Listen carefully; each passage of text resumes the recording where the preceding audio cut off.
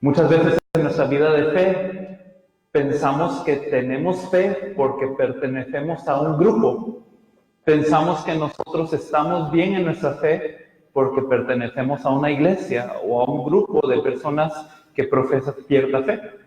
Sin embargo, nosotros entendemos que una fe así no es una verdadera fe. No es la fe de la que nos está hablando la Biblia, sino que la Biblia nos dice que fue escrita para que creamos que Jesús es el Cristo, el Hijo de Dios, y que para que creyendo tengamos vida en su nombre. En otras palabras, el Señor lo que desea para nosotros es que tengamos vida en el nombre de Jesús, quien es el Cristo, el Hijo de Dios. Eso es lo que quiere Dios que tengamos en nuestras vidas, esa vida que viene de estar con Él por medio de Jesús, quien es el Cristo. Pero pocas veces conocemos qué significa realmente el significado de decir que Jesús es el Cristo, el Hijo de Dios. Muchas veces hemos hablado de qué significa que Jesús sea el Cristo, que Él es el verdadero Rey, que ya derrotó a Satanás completamente. Hemos hablado de que Él es el verdadero sacerdote, que ya perdonó todo el pecado de una forma permanente. Y también hemos hablado de que Él es el verdadero profeta que nos ha reconciliado con Dios. ¿Pero qué significa que Él sea el Hijo de Dios? Porque la Biblia nos dice Jesús, el Cristo, el Hijo de Dios. Si por favor me acompaña a Marcos capítulo 1, versículo 1. Marcos capítulo 1, versículo 1, dice de la siguiente manera. Dice, principio del Evangelio de Jesucristo, Hijo de Dios. Consistentemente la Biblia nos está diciendo que Jesús es el Cristo. Y nos menciona también que Él es el Hijo de Dios. ¿Qué quiere decir que sea Hijo de Dios? Como ustedes conocen muy bien, cuando alguien es un hijo de alguien, no está simplemente implicando que haya una paternidad de parte de Dios. No simplemente quiere decir, bueno, Dios me engendró. Quiere decir, aquel que es hijo de Dios es semejanza, es imagen de Dios. Quiere decir que comparte esa misma esencia de Dios. En otras palabras, cuando el Cristo ha venido a esta tierra para entregarse en cumplimiento de todas las profecías del mundo, quiere decir que Él viene no solamente como un hombre muy bueno que ha venido a cumplir las profecías que nadie más pudo, Él es Dios vistiéndose de carne y llegando para resolver nuestro problema fundamental. Jesús Cristo, Él es Hijo de Dios, que quiere decir que Él es Dios. Por favor, piense por un momento que Dios no se escatimó a Él mismo, no escatimó ni a su propio Hijo para venir a rescatarnos de todas las tinieblas, de todo el vacío, de todo el desorden en el que nosotros morábamos. Nos es necesario comprender de verdad qué significa que Jesús es el Cristo, el Hijo de Dios. Si usted me acompaña a Juan capítulo 1, por favor, versículo 1 al 18. Juan capítulo 1, versículo 1 al 18, dice de esta forma. En el principio era el Verbo, y el Verbo era con Dios, y el Verbo era Dios. Aquí nos dice que la palabra estaba con Dios desde un inicio, y que esta palabra era Dios.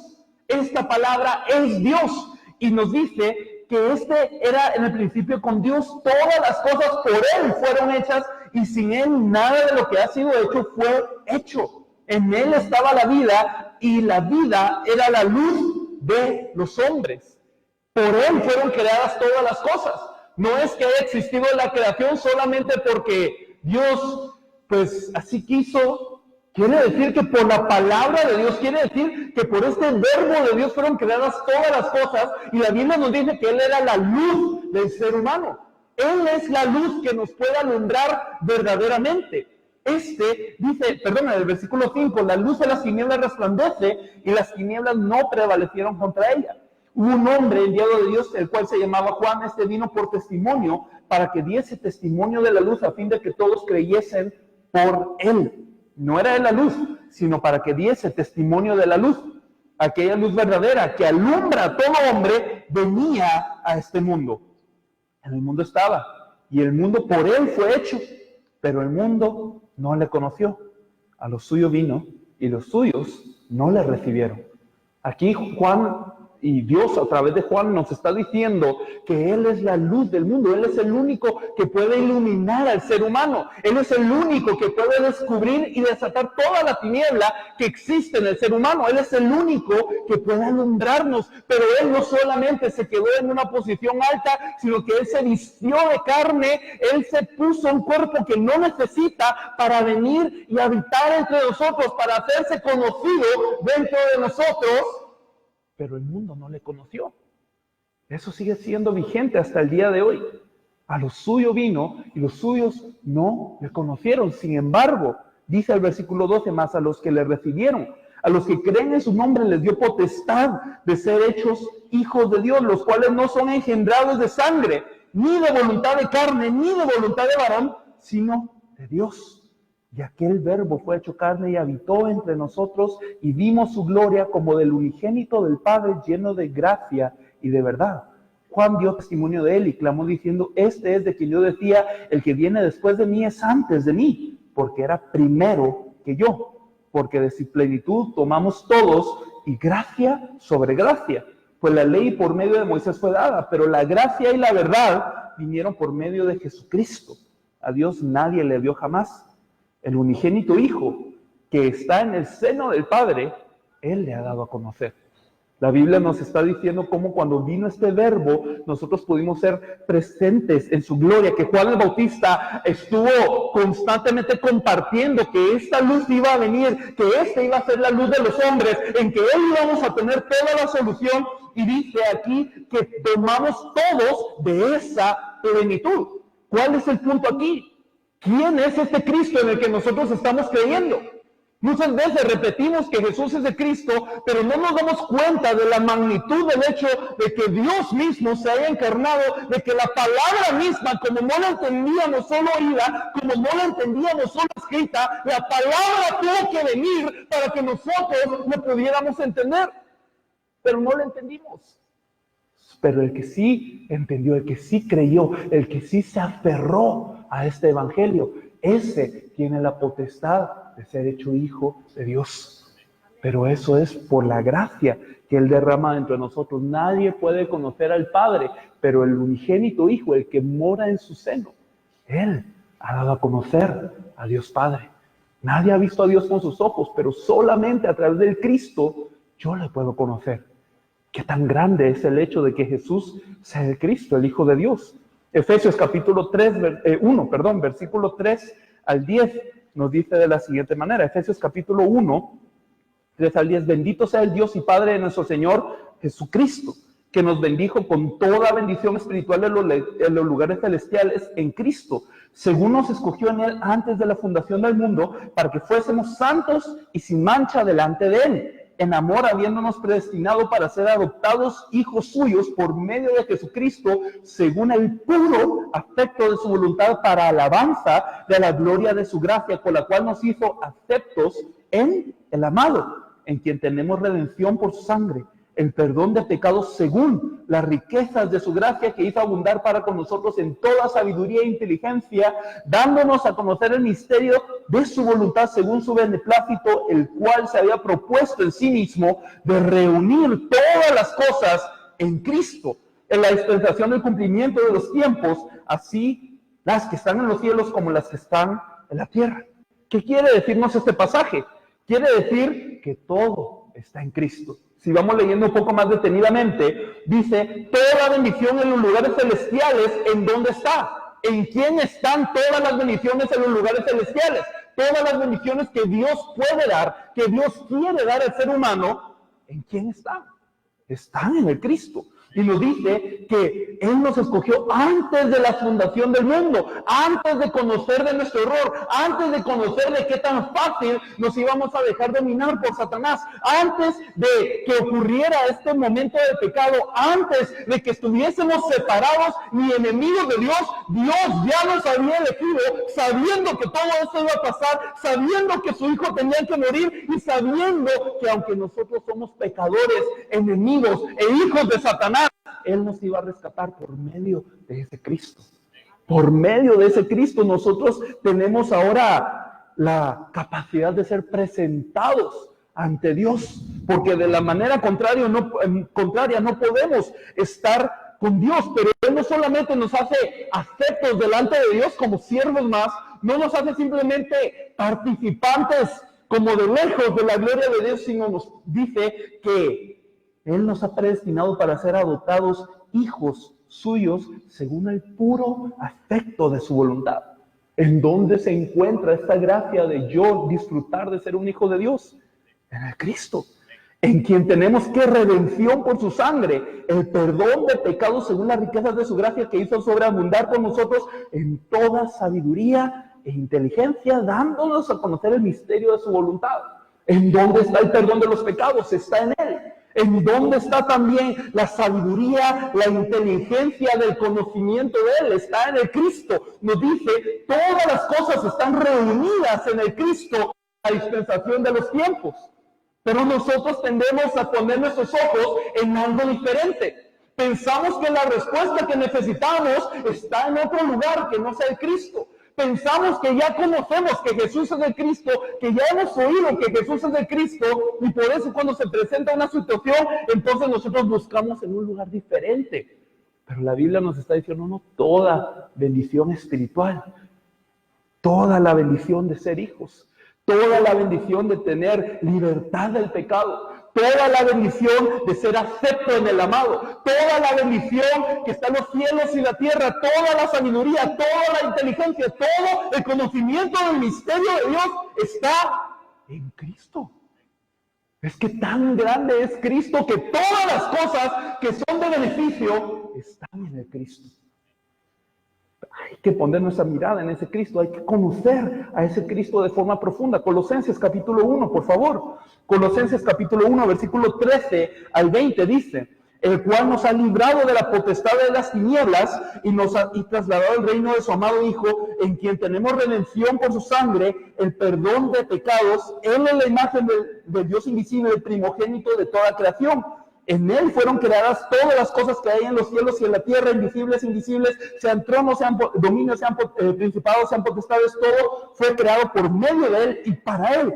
Y Él es antes de todas las cosas, y en todas las cosas en Él subsisten, y Él es la cabeza del cuerpo que es la iglesia, Él que es el principio, el primogénito de entre los muertos, para que en todo tenga la eminencia, por cuanto agradó al Padre que Él habitase toda plenitud, y por medio de Él reconciliar consigo todas las cosas, así las que están en la tierra, como las que están en los cielos, haciendo la paz mediante la sangre de su cruz.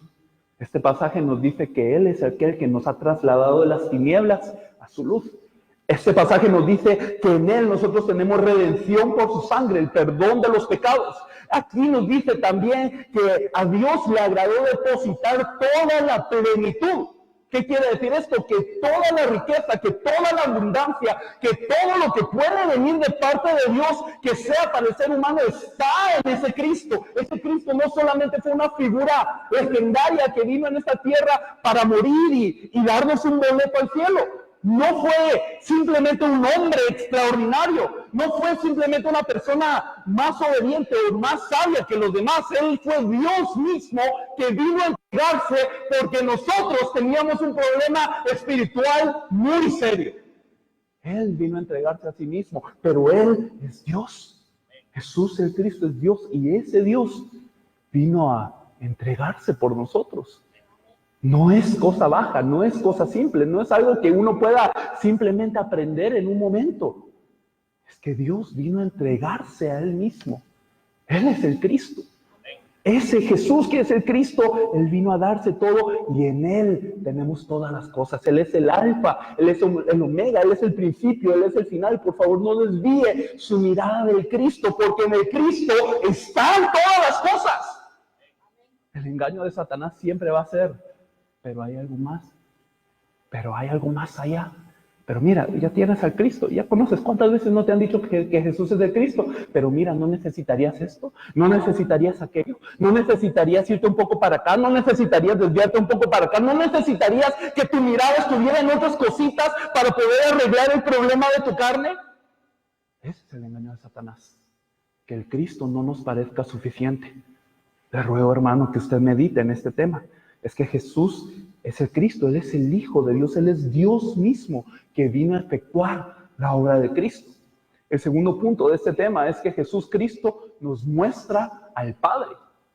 Habíamos dicho anteriormente, es que nadie puede conocer al Padre sin que el Hijo lo revele. Nadie puede ver a Dios solo así.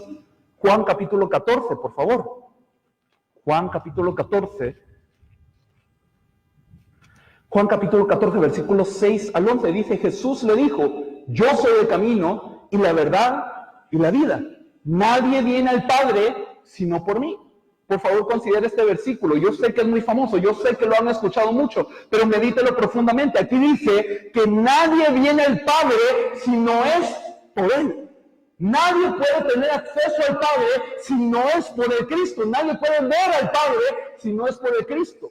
Es que el hombre, entendemos que es un ser que fue diseñado para estar con Dios, que estaba diseñado para que toda su felicidad se encontrara cuando estaba con Dios, pero hoy el hombre se alejó de Dios, se separó de Dios. Hoy el hombre se esconde de Dios. No solamente está separado, no solamente está perdido, se está enemistado contra Dios. Entendemos que el hombre pecador, cuando se encuentra en la presencia de Dios, no puede tolerar esa presencia de Dios. Aquel hombre que se gozaba de la presencia de Dios, hoy se esconde de la presencia de Dios. Así somos nosotros. ¿Se acuerdan de Adán? Aquel que moraba en esa presencia de Dios, aquel que venía a Dios y se paseaba en el huerto y Adán estaba con él y todo estaba bonito, no porque había frutos, no porque había provisión, no porque había ríos, no porque tenía la esposa, no porque tenía sabiduría, todo estaba bien porque Adán y Dios moraban juntos. Pero ¿de dónde viene el problema? Ocurre el hecho de que él quiebra el pacto de Dios y ahora lo que pasa con Adán, ¿qué es? Ustedes saben, de inmediato Adán se da cuenta de que él está desnudo y se va a esconder detrás del árbol.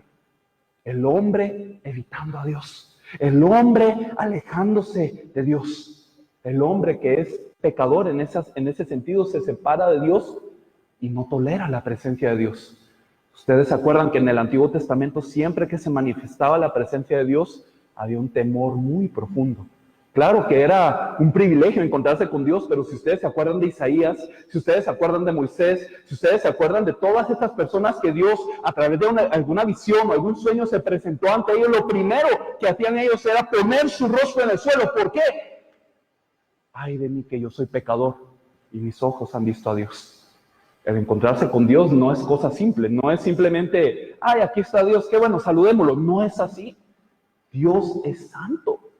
Dios es alguien que fulgura con esa santidad y el pecador no puede estar en esa presencia. Entonces, aquí Jesús está diciendo algo muy importante. Si usted se fuera a encontrar con Dios solo así, perdóneme, pero le va a pasar lo mismo que le pasó a la gente que se encontró ahí en la presencia de Dios en el arca del pacto sin haber tenido remisión de sus pecados. Una completa muerte. Nadie viene al Padre si no es a través de mí. Pero ¿qué dice luego los discípulos? Si me conocieseis, también a mi Padre conoceríais, y desde ahora le conocéis y le habéis visto. Felipe le dijo, Señor, muéstranos al Padre y nos basta. Jesús le dijo, tanto tiempo hace que estoy con vosotros y no me has conocido, Felipe. El que me ha visto a mí, ha visto al Padre. ¿Cómo pues dices tú? Muéstranos al Padre. ¿No crees que yo soy el Padre y el Padre en mí? Las palabras que yo hablo no las hablo por mi propia cuenta, sino que el Padre que mora en mí, Él hace las obras. Creedme que yo soy en el Padre y el Padre en mí. De otra manera, creedme por las mismas obras.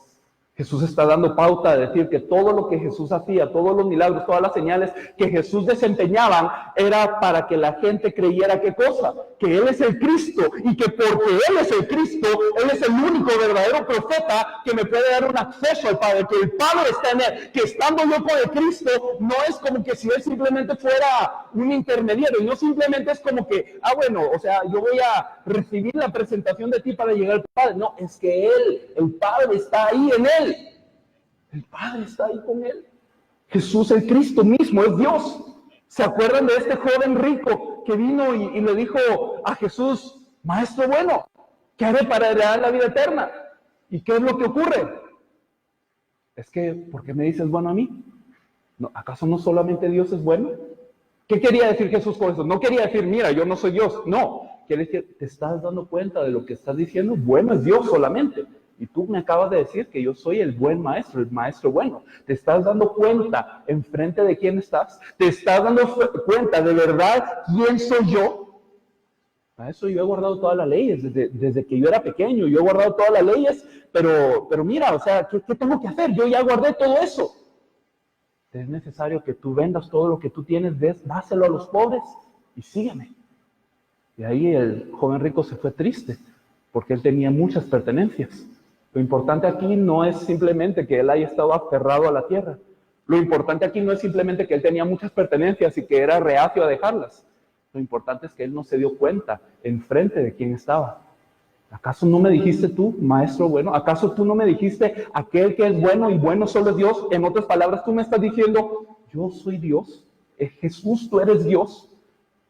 Pero no le quiso obedecer, no se dio cuenta realmente enfrente de quién estaba. Dios le estaba diciendo, deja todo, sígueme.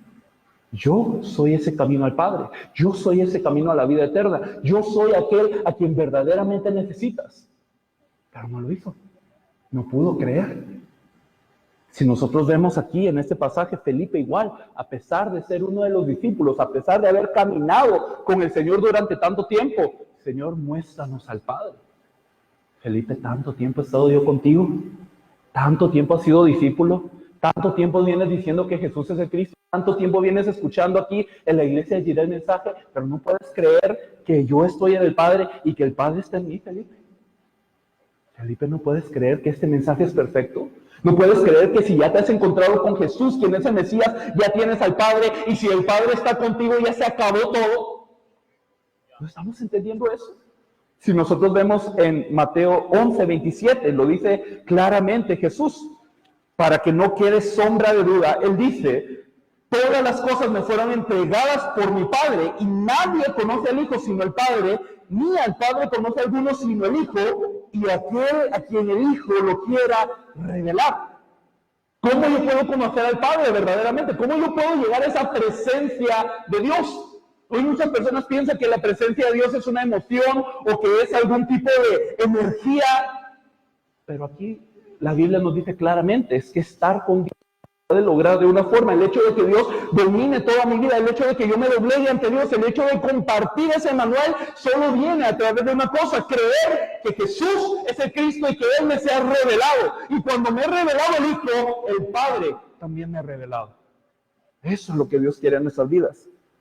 Juan capítulo 1, versículo 18 dice también esto mismo. Lo leímos anteriormente. Dice, a Dios nadie le dio jamás el unigénito Hijo, el que está en el seno del Padre, Él le ha dado a conocer. A través de Él podemos llegar al Padre. Solamente Jesús Cristo es el que nos puede permitir un acceso al Padre.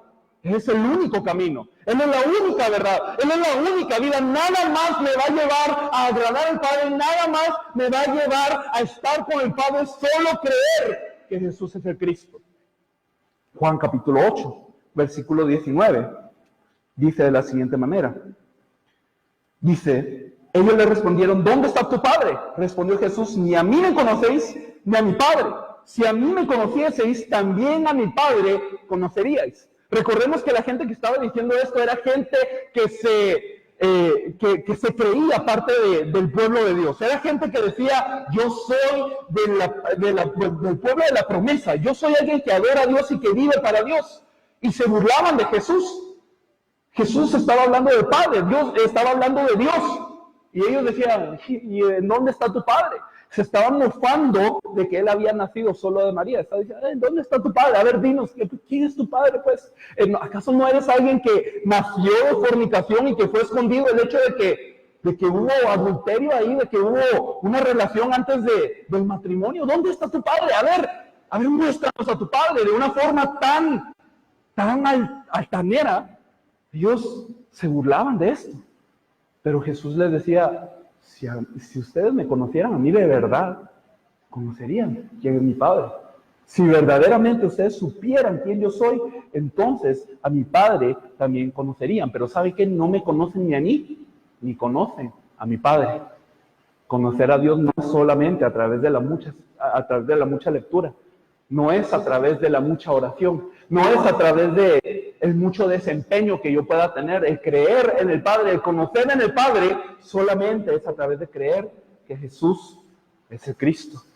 Por eso es tan importante este mensaje, hermanos. No hay otro mensaje más importante que este. Porque ¿qué es lo que necesita el ser humano? ¿Qué es lo que yo necesito? A ver, yo no necesito una solución del problema ahora. Lo que yo necesito es estar con el Padre. Lo que yo necesito es que Dios esté conmigo y yo estar con Dios y vivir según la voluntad de Dios, pese a las circunstancias, pese a las cosas. Eso es lo que yo necesito, estar con Dios. Pero ¿quién me va a llevar a Dios? ¿Qué es lo que me va a permitir disfrutar de esa presencia de Dios? Solo uno. Jesús, quien es el Cristo. ¿Qué más necesita el hombre? ¿Qué más necesita usted? Si usted tiene al Padre y si el Padre está con usted, usted lo tiene todo. Lo que usted necesita es estar con el Padre. Y para estar con el Padre, ¿qué necesita usted? Creer que Jesús es el Cristo. Por eso es que la Biblia es tan insistente en este mensaje. Juan capítulo 10, versículo 30, dice de esta forma, dice, yo y el Padre, uno somos. No puede quedar más claro que eso. Yo y el Padre, uno somos. En el versículo 38 dice, mas si las hago, aunque no me creáis a mí, creed a las obras para que conozcáis y creáis que el Padre está en mí y yo en el Padre. Llegó un punto en donde Jesús dijo incluso, miren, ustedes no están creyendo a la palabra, no están creyendo al verbo que era desde el principio, que creó todos los cielos y la tierra, no están creyendo en ese verbo. Aunque sea les muestro las obras, aunque sea les muestro las señales, aunque sea les muestro los prodigios, no para que ustedes se sorprendan de que una situación fue aliviada, es para que ustedes comprendan que el Padre está en mí. Todo lo que Jesús había hecho era para que la gente comprendiese, el Padre está con él. ¿Y qué significa que el Padre está con él? Quiere decir que él es uno con el Padre. ¿Qué quiere decir? Que él es el Cristo, que Jesús es el Cristo. Eso es lo que ellos tenían que creer desde el principio hasta el final. Y todo lo que Jesús hizo fue para esto. Hoy en día no sigue siendo diferente. Entonces Jesús Cristo nos muestra al Padre. Y si nosotros vemos en Juan capítulo 14, versículo 26, aquí nos dice que el Espíritu Santo también se empeña en que nosotros conozcamos y creamos que Jesús es el Cristo. Juan capítulo 14, versículo 26 dice, mas el Consolador, el Espíritu Santo, a quien el Padre enviará en mi nombre, Él os enseñará todas las cosas y os recordará todo lo que yo os he dicho. Aquí Jesús mismo está diciendo, vendrá el Consolador y Él les va a enseñar todas las cosas y les recordará todas las cosas que yo les he dicho. El propósito del Espíritu Santo. Recordemos que el Espíritu Santo no es una energía, no es una emoción, el Espíritu Santo es Dios. Y Dios tiene un carácter, Dios tiene una intención, Dios tiene una voluntad. ¿Y qué quiere ese Dios que es el Espíritu Santo, que ahora mora en su corazón? Ese Dios que ahora ha hecho residencia de usted. ¿Qué es lo que Él quiere? ¿Cuál es la intención de Él para usted? ¿Qué es lo que Él va a hacer en su corazón todos los días? Mostrarle, redarguirle, guiarle para que usted crea que Jesús es el Cristo. Esa es la obra del Espíritu Santo. No es otra cosa. Si nosotros vemos en Juan 15, 26, también dice de esta forma, dice, pero cuando venga el Consolador, a quien yo os enviaré del Padre, el Espíritu de verdad, el cual procede del Padre, Él dará testimonio acerca de mí. Lo que va a hacer el Espíritu Santo todos los días en su corazón. ¿Para qué quiere estar el Espíritu Santo dentro de usted? ¿Por qué el Espíritu Santo lo ha hecho usted templo? ¿Para qué? ¿Para qué quiere el Espíritu Santo estar ahí? Si nosotros fallamos tanto, si nosotros tenemos tantos errores, si nosotros muchas veces no somos obedientes al 100%, ¿qué quiere el Espíritu Santo en nosotros? Quiere revelarnos a Cristo. Quiere que creamos todos los días que Jesús es el Cristo, que entreguemos nuestra vida para creer que Jesús es el Cristo.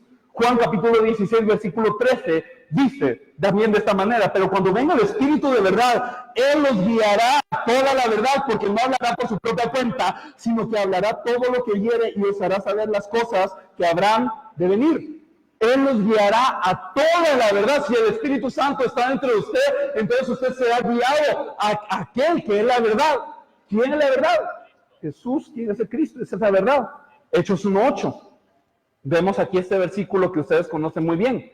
Dice, pero recibiréis poder cuando haya venido sobre vosotros el Espíritu Santo y me seréis testigos en Jerusalén, en toda Judea, en Samaria y hasta lo último de la tierra.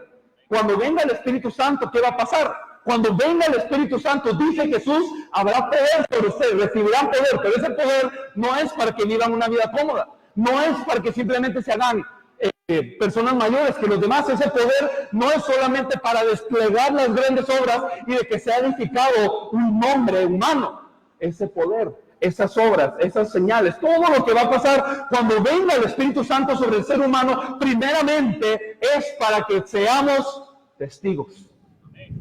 Para que seamos testigos de Él en Jerusalén, en toda Judea, en Samaria y hasta lo último de la tierra. No es para emocionarnos nosotros mismos. No es para tener un momento bonito y luego irnos a casa y que no haya cambiado nada. El Espíritu Santo, que les recuerdo, es Dios. Dios desciende sobre nosotros ahora, y ese Dios que está entre nosotros quiere una cosa. Dios tiene una intención, Dios tiene un anhelo, Dios tiene un deseo, que Él nos da el privilegio de poder participar en Él. ¿Y cuál es ese deseo? ¿Cuál es ese anhelo? Que usted sea testigo del Evangelio, que usted sea testigo de que Jesús es el Cristo. Es que Dios puede usar hasta las piedras para hablar. ¿Acaso no permitió que el burrito de Balaam hablara? ¿Acaso no habló a través de los ángeles también el mensaje? ¿Acaso no declaró a través de toda la creación de la naturaleza que Jesús es el Cristo? ¿Acaso no lo hizo? ¿Y por qué nos quiere usar a nosotros? Para que nosotros seamos participantes de ello, para que todos los días nosotros podamos estar humillados ante el Evangelio, para que todos los días podamos creer y confesar que la cruz y la resurrección de Jesús, quien es el Cristo, es perfecta. Para eso el Espíritu Santo nos está guiando. Por eso nosotros vemos también en Hechos capítulo 2, que cuando llena el Espíritu Santo a estos 150 que estaban en el aposento alto de Marcos y empiezan a hablar en lenguas, esas lenguas no eran para lucirse. Esas lenguas no eran solamente para decir yo soy diferente a los demás. Esas lenguas eran para que se pudiera dar testimonio a las personas que estaban reunidas en el día de Pentecostés que Jesús es el Cristo. Ese es el mensaje de Pedro. Pedro, el que negó 3 veces. Pedro, aquel que le cortó la oreja a Malco. Pedro, el impulsivo. Pedro, el que dijo, todos estos te pueden dejar, pero yo nunca te voy a dejar, y fue el primero en hacerlo. Ese mismo Pedro, que era tan débil, ese mismo Pedro, que el Señor tuvo que mirar con esa mirada que lo hizo llorar amargamente, ese Pedro, cuando fue lleno del Espíritu Santo, lo único lo que podía pensar, lo que podía creer, lo que podía hablar, lo único que salía de su boca y de todo su ser, era, sepa pues ciertísimamente toda la casa de Israel, que este Jesús, a quien vosotros crucificasteis, yo le he hecho Señor y Cristo. Eso era todo lo que salía de Pedro. Pedro, el traidor, si se puede ver así. Pedro, el que negó 3 veces antes de que cantara el gallo. Pedro, el altivo. Pedro, el impulsivo. Pedro, el violento. Ese fue lleno del Espíritu Santo. Ese fue lleno del Evangelio. Y lo que salía de su boca solamente era Jesús es el Cristo. Lo que salía de su ser, Jesús es el Cristo. Recordemos que aquí en Hechos 2 estaban en la fiesta de Pentecostés, que es una fiesta de los judíos que se tiene que guardar. Ahí estaban las personas que dieron a muerte a Jesús. Ahí estaban esos que crucificaron a Jesús. Esos mismos estaban ahí en ese lugar. ¿Qué quiere decir? No era difícil para ellos crucificar a Pedro también. No era difícil para ellos tomar preso a Pedro y matarlo también. No era difícil. Él estaba en riesgo de muerte. Pero en ese momento de la llenura del Espíritu Santo, ese riesgo de muerte no viene a mente. En ese momento de la llenura del Espíritu Santo, su situación no viene a mente. En ese momento de la llenura del Espíritu Santo, nada más viene a mente. Lo único que viene a mente es, Jesús es el Cristo. Y eso es perfecto. Jesús es el Cristo y ya me libró de Satanás. Jesús es el Cristo que ya resolvió mi pecado. Jesús es el Cristo que ya permitió que yo tuviera una relación perfecta con Dios, que yo fuera adoptado como hijo de Dios cuando antes era su enemigo, y yo estoy con Dios ahora. Y si yo estoy con Dios, ¿qué más me importa? Sepa pues toda la casa de Israel, ciertamente sepa toda la casa de Israel, este Jesús a quien ustedes crucificaron, Dios le ha hecho Señor y Cristo. Por eso es que toda la iglesia primitiva llena del Espíritu Santo solo podía dar un mensaje. Es que no hay otro mensaje necesario para su vida. No hay nada más que usted necesite, no hay nada más que yo necesite, sino creer que Jesús es el Cristo. Nosotros lo vemos también en este caso en Hechos 4, del versículo 8 al 12, vemos que dice, entonces Pedro, como dice, lleno del Espíritu Santo, les dijo, gobernantes del pueblo y ancianos de Israel, puesto que hoy se nos interroga acerca del beneficio hecho un hombre enfermo, de qué manera este haya sido sanado, sea notorio a todos vosotros y a todo el pueblo de Israel, que en el nombre de Jesucristo de Nazaret, a quien vosotros crucificasteis y a quien Dios resucitó de los muertos, por él este hombre está en vuestra presencia sano. Este Jesús es la piedra reprobada por vosotros los edificadores, la cual ha venido a ser cabeza del ángulo, y en ningún otro nombre hay salvación, porque no hay otro nombre abajo del cielo dado a los hombres en que podamos ser salvos. Pedro, le recuerdo, él estaba enfrente de la sinagoga, estaba enfrente de los judíos que habían pedido que se liberase a Barrabás y que no les importaba si la sangre de Jesús estuviera en sus manos y en las manos de sus hijos, no les importaba. Sobre ellos estaba hablando él, y él le decía: por favor, si ustedes están interrogando acerca de la sanidad de este hombre, sepa que fue por Jesús de Nazaret, quien es aquel que es la piedra angular, esa piedra que ustedes reprobaron, pero él ha venido a ser la piedra angular. Bajo ningún otro nombre hay salvación. Lleno del Espíritu Santo, lo único que pudo hacer Pedro era hablar su fe, era hablar del Evangelio que lo estaba tomando por entero. ¿Qué quiere hacer el Espíritu Santo en sus vidas? ¿Qué quiere hacer el Espíritu Santo en mi vida? ¿Qué es lo que quiere hacer? De verdad que hay muchas cosas que uno dice: ay, yo soy carente en esto, en esto, en esto y en esto. Sí, somos carentes, pero el Espíritu Santo no vino solamente a que yo pueda corregir una carencia. No vino solamente a que yo pueda comportarme mejor. No vino solamente a que yo sea una persona más amable. El Espíritu Santo vino para que yo crea y para que a través de mi vida otros crean que Jesús es el Cristo. ¿Cuál es la guía del Espíritu Santo entonces? Muchos cristianos no saben ser guiados por el Espíritu Santo. ¿Qué será la guía del Espíritu Santo? ¿Tenemos que hacer esto o tenemos que hacer aquello? ¿Me caso con esta persona o me caso con la otra? ¿Consigo este trabajo o consigo este otro trabajo? ¿Cuál es la guía del Espíritu Santo? Eso es lo que preguntan muchos cristianos hoy, pero hoy los cristianos ignoran que el Espíritu Santo tiene una meta en nuestras vidas, que Dios mismo, que es el Espíritu Santo, tiene una voluntad en nuestras vidas, y esa voluntad no es simplemente limitada a una decisión pequeña como esas. La voluntad del Espíritu Santo es que yo crea y que a través de esta fe que se ha manifestado en mí, que todo el mundo pueda ser salvo, utilizándome a mí de heraldo de este Evangelio. Entonces, si usted se encuentra en una situación que diga: bueno, tengo que hacer esto o lo otro, siempre hay una condición, siempre hay un criterio. ¿Qué es lo mejor para la voluntad de Dios? Sabemos que la voluntad de Dios es que yo crea que Jesús es de Cristo y que los demás crean que Jesús es de Cristo. Entonces, todo criterio de las decisiones, todo criterio de la guía del Espíritu Santo se vuelve eso. ¿Qué es lo mejor para la evangelización mundial en nuestros días? ¿Qué es lo mejor para la fe de creer que Jesús es el Cristo? Si yo tengo que tomar un trabajo, ¿qué me conviene para que sea hecha la evangelización mundial? Si yo me tengo que casar con una persona, me tengo que casar con esa persona, ¿para qué? ¿Qué es lo mejor para la evangelización mundial? Si yo tengo que tomar cualquier decisión y quiero ser guiado por el Espíritu Santo, lo que yo tengo que hacer es alinearme a lo que quiere el Espíritu Santo. ¿Y qué quiere el Espíritu Santo? Esto. Que creamos que Jesús es el Cristo. Es bien simple. Pero cuando se pierde el Evangelio, todo lo demás también se empieza a perder. Se pierde la alabanza, se pierde lo que son las ofrendas, se pierde lo que es la lectura de la Biblia correcta, se pierde la oración correcta, todo lo demás se pierde. La guía del Espíritu Santo correcta también se pierde cuando el Evangelio en nosotros se ha perdido. Por eso es que nosotros tenemos que creer de esta misma manera que Jesús es el Cristo. Por eso es que Jesús Cristo es nuestro Señor. Si vemos en 1 Corintios, por favor, capítulo 8, versículo 6, dice de esta forma. 1 Corintios 8, 6. 1 Corintios capítulo 8, versículo 6. Para nosotros, sin embargo, solo hay un Dios, el Padre, del cual proceden todas las cosas, y nosotros somos para Él, y un Señor, Jesucristo, por medio del cual son todas las cosas, y nosotros por medio de Él. Ese Jesús, quien es el Cristo, es nuestro Señor. Si lo resumimos de esta manera, es que ese Jesús el Cristo no es simplemente una persona, no es simplemente alguien que vino a hacernos un favor en algún momento. Es Dios que vino encarnado y que hasta el día de hoy sigue en ese cuerpo de resurrección, intercediendo ante el Padre por usted y por mí. Él es Dios mismo que está intercediendo ante Dios.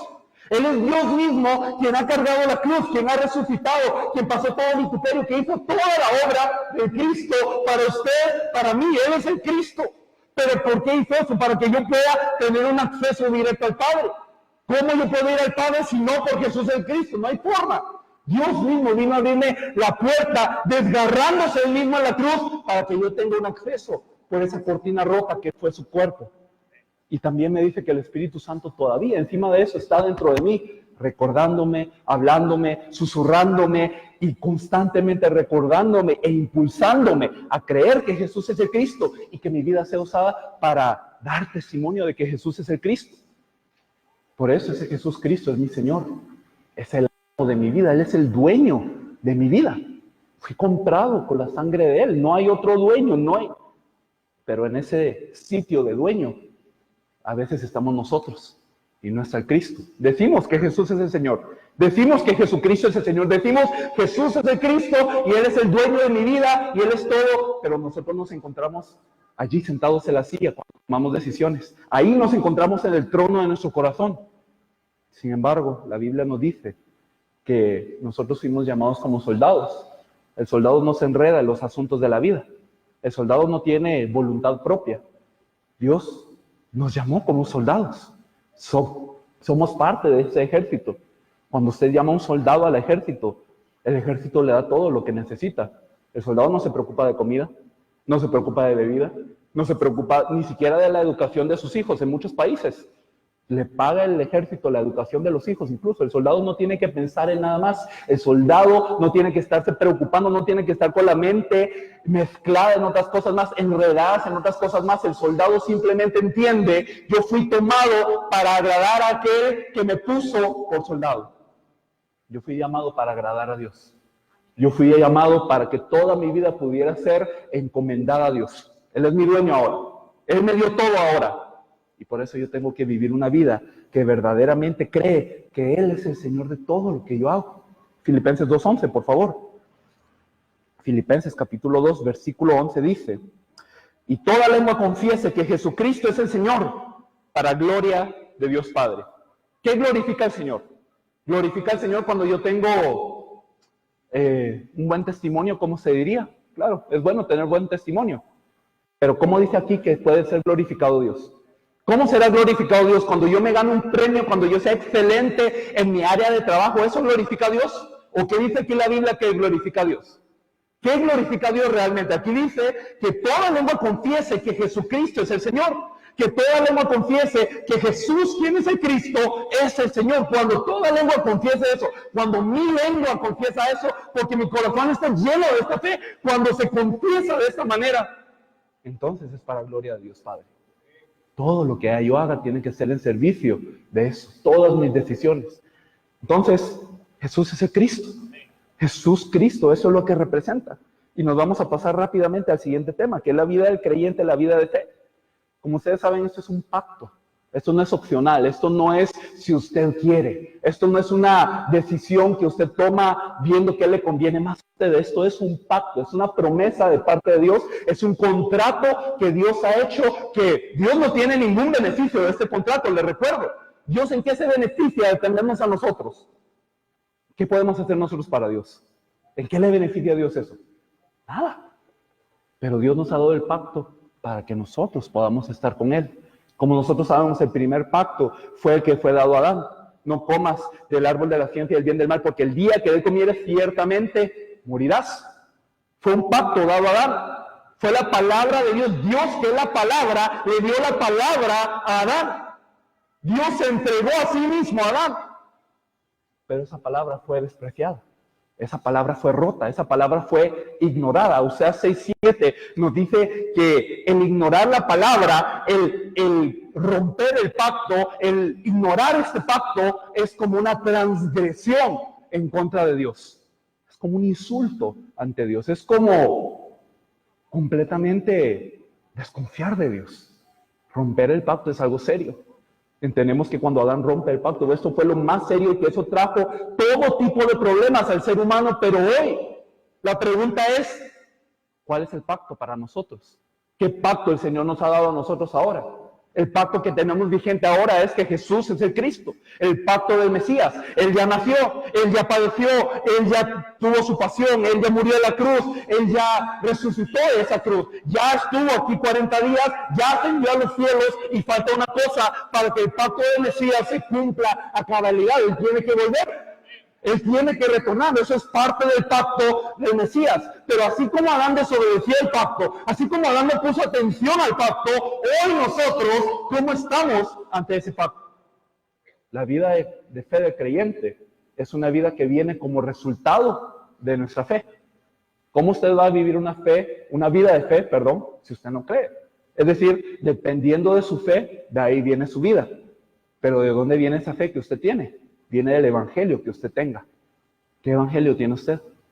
¿Cuál es el evangelio que usted cree? Usted cree que Jesús es el Cristo. Entonces su fe tiene que ser que Jesús es el Cristo. Entonces su vida tendría que ser Jesús es el Cristo.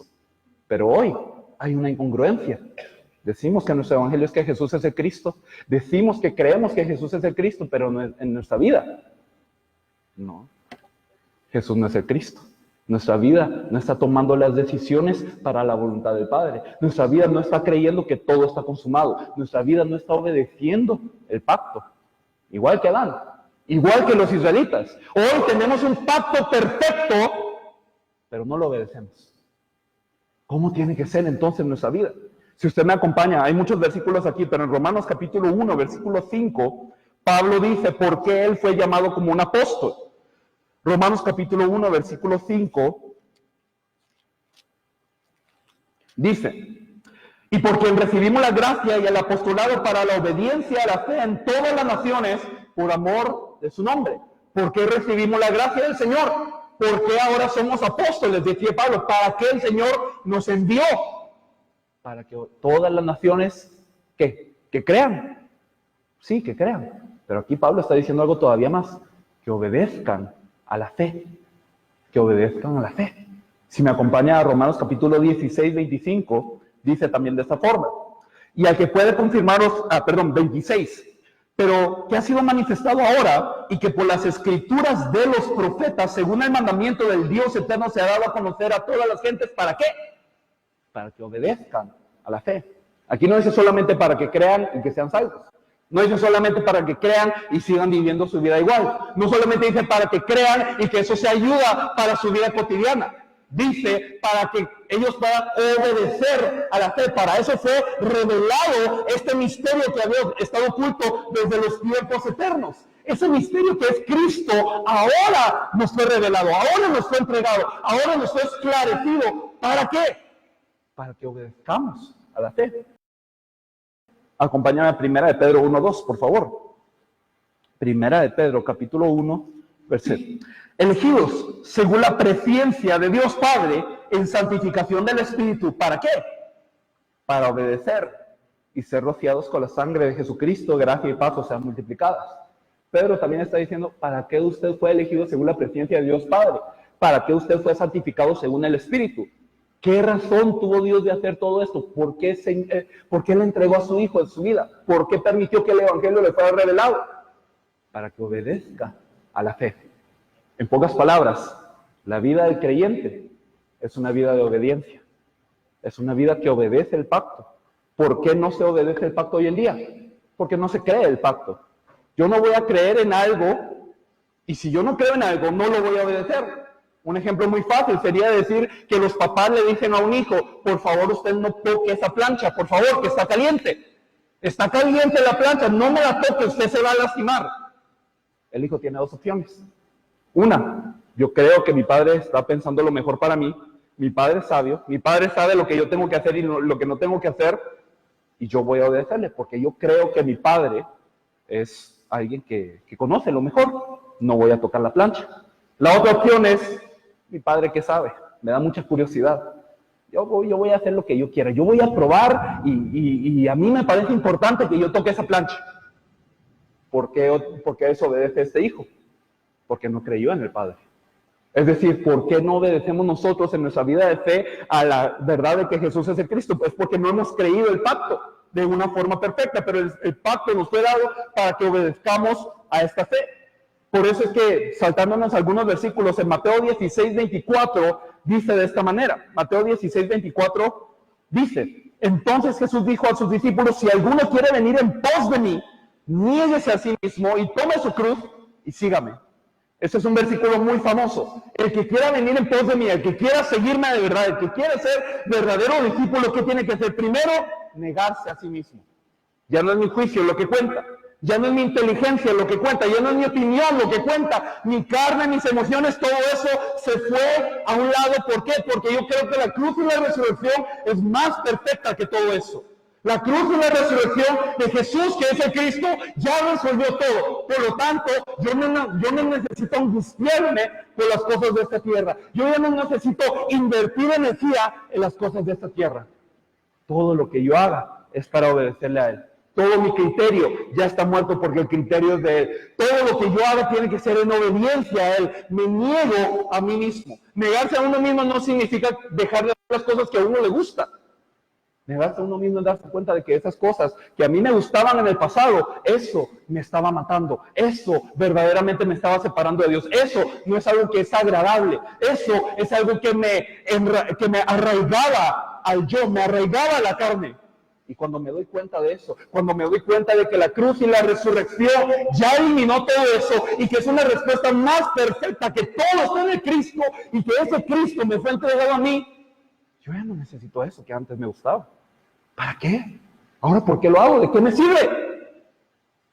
Y me puedo negar a mí mismo verdaderamente en ese momento. Eso es negarse a uno mismo. Y después de negarse a uno mismo, tome su cruz. ¿Qué significa tomar la cruz? ¿Quiere decir que usted va a ser vituperado? ¿Quiere decir que a usted le van a decir sus amigos, su familia, les va a decir, usted, ¿por qué eso siempre de que Jesús es el Cristo? ¿Por qué no habla usted de otra cosa? Tomar su cruz significa que sus padres, que sus familiares, que sus hermanos, que sus amigos lo van a tachar de una persona radical. Es que la cruz y la resurrección es perfecta, pero no es dada a todos. Si usted tiene la respuesta perfecta, cargue esa cruz. Por una parte es vituperio, pero por otra parte a esas mismas personas que le han negado, a esas mismas personas que le han enseñado a usted la espalda, a esas personas usted les muestra esta cruz de gloria, esta cruz que ya resolvió todos sus problemas, esa cruz que lleva tanto tiempo siendo preparado como un presente de parte de Dios y que ahora el Señor decidió no mostrárselo a todos, decidió que usted tenía que tener esa revelación, decidió que usted tenía que entender que Jesús es el Cristo, decidió que usted tenía que entender que todo fue consumado. Eso es lo que el Señor le ha dado ahora. Muéstrelo, por favor. Cargue esa cruz, que es de una parte padecimiento, pero por otra parte la salvación de las almas de todas las demás personas. Y sígame, dice el Señor. Sígalo. Es que no puede haber nada más simple que la vida de fe. La vida de fe es creer que Jesús es Cristo. Ya no vivo yo, sino Cristo vive en mí.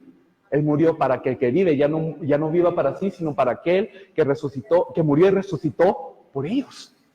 Quiere decir que mi vida, yo entiendo que ya está resuelta, ya se acabó, ya finito, ya, o sea, yo estoy en un proceso, sí. Es como una historia de detectives.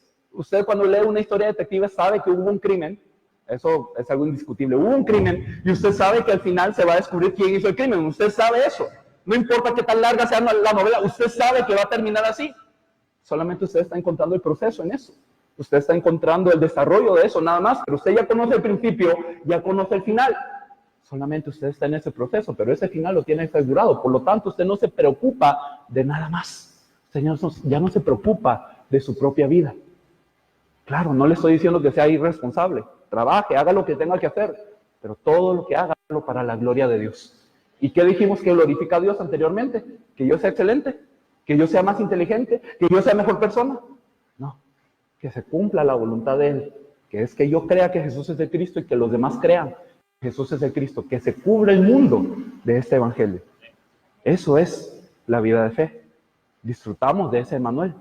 Disfrutamos de que Dios está conmigo, de que está con nosotros. Por eso no nos afanamos.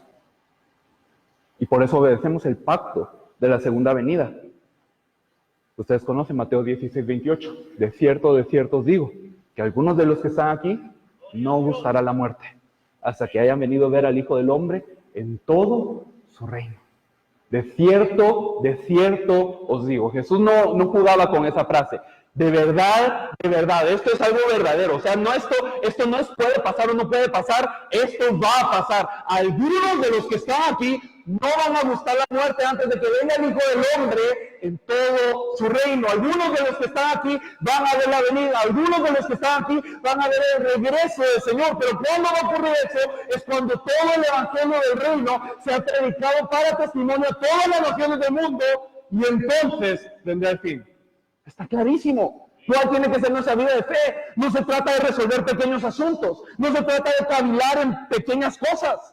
Se ha guiado por el Señor en eso. Está bien si usted hace esto o lo otro. Lo importante es a qué dirección usted se está dirigiendo. A qué camino usted se está dirigiendo. ¿Cuál es el rumbo, el punto final que usted ve? La evangelización mundial y la venida del Señor. Eso es la vida del creyente, porque todo está resuelto en nuestras vidas. Eso es lo que es ser cristiano. En Hechos 11:26, para concluir, si me acompañan, por favor, Hechos 11:26. Dice de esta forma: y se congregaron allí todo un año con la iglesia y enseñaron a mucha gente. Y a los discípulos se les llamó cristianos por primera vez en Antioquía. Ahí es cuando los detractores del evangelio, aquellos que decían, ya, estos muchos dicen que Jesús es de Cristo, ellos mismos decían, estos son cristianitos, estos viven tanto como el Cristo, se aferran tanto al Cristo, están tan aliados al Cristo, comen tanto del Cristo, beben tanto del Cristo, disfrutan tanto del Cristo, que estos son cristianos. Son personas de Cristo, son personas que le pertenecen a Cristo, son personas que están a favor de Cristo, son personas que han entregado la vida por el Cristo. Eso lo vio un enemigo de la iglesia en este momento. ¿Qué significa ser cristiano? ¿Qué significa vivir una vida de fe? Simplemente quiere decir que todo lo que nosotros hacemos es en obediencia al pacto. ¿Cuál es ese pacto? Jesús es el Cristo. Y eso es perfecto. No le faltó nada a él en la cruz y la resurrección. No necesita él subirse otra vez a la cruz porque ya terminó todo completamente. Creer eso y decir, Señor, yo lo necesito disfrutar, necesito obedecerlo, y que tu voluntad, que es que todas las ovejas que no están en tu redil todavía, vengan y que yo pueda ser utilizado para esto, Señor, que toda mi vida sea de beneficio a eso. Eso es la vida de fe. Todas las decisiones que yo tomo no son decisiones de miedo. No son decisiones de qué hago. No son decisiones de, ay, ¿qué será lo mejor? Todas las decisiones que yo tomo son para servicio, para ayuda, para lo mejor, para la evangelización mundial. Eso es la vida de fe. Me niego a mí mismo, tomo mi cruz y lo sigo. Ya no vivo para mí mismo. Ahora disfruto de Emmanuel. Todo lo hago en el Espíritu. Ya sea que coma o que beba, todo lo hago para la gloria de Dios. Y hablamos de qué era la gloria de Dios, ¿verdad? Y entonces, en resumen, ¿qué es eso? Hoy en día, ¿cuál es nuestra vida de fe? Creer que Jesús es el Cristo y que mi vida sea usada para la evangelización mundial, no en 500 años, no en 1000 años, en mis días, en mi tiempo. Eso quiere decir creer que Jesús es el Cristo. En resumen, las dos lecciones.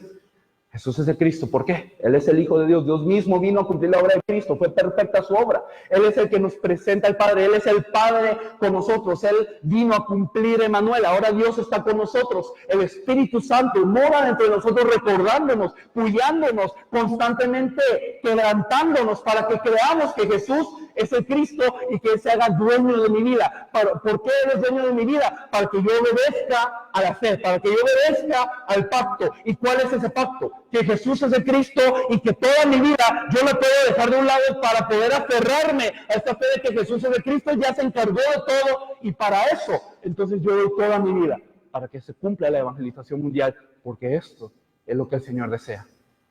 Hermanos, no es complicado. Lo que pasa es que nosotros no creemos. Lo que pasa es que nosotros pensamos que la situación es más grande que el Evangelio. Pero no es así. El Evangelio es más grande que todas las cosas. El Evangelio es tan grande que se traga al mundo entero.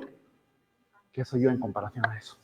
Si usted cree eso, usted va a encontrar que toda la respuesta está en el Cristo. Todo lo que está en el cielo y en la tierra, en el Cristo se encuentra unido. Yo anhelo que usted pueda creer que Jesús es el Cristo y que Dios lo use para salvar a toda Guatemala. Vamos a orar. Señor, te agradecemos por este tiempo en donde nos has permitido compartir estas 2 lecciones. Te agradecemos porque, Señor, una vez más nos recuerdas que todo está en el Cristo, Señor. Que la Biblia se escribió para que creamos que Jesús es el Cristo y que no hay nada más grande que eso, Señor. Te agradecemos por la oportunidad de poder escuchar la palabra, Señor. Permítenos corazón de carne y no de piedra, Señor. Permítenos un corazón que pueda ser dócil a tu palabra. Un corazón que pueda creer todas las cosas y que pueda entregar su vida, Señor. Señor, estamos ante la evangelización nacional y ante la cumbre juvenil, Señor, que tú has permitido que se prepare. Permite que no sea un evento más, Señor. Permite que no solamente sea una reunión más en donde hay momentos festivos, sino, Señor, que sea un punto de inflexión en nuestra fe, Señor, en nuestra vida. Para que nuestra fe no pueda ser una fe fluctuante, cambiante, sino que sea una fe sobre la roca, Señor. Que podamos creer que Jesús es el Cristo con toda nuestra vida, Señor. Y que tú te agrades de nosotros.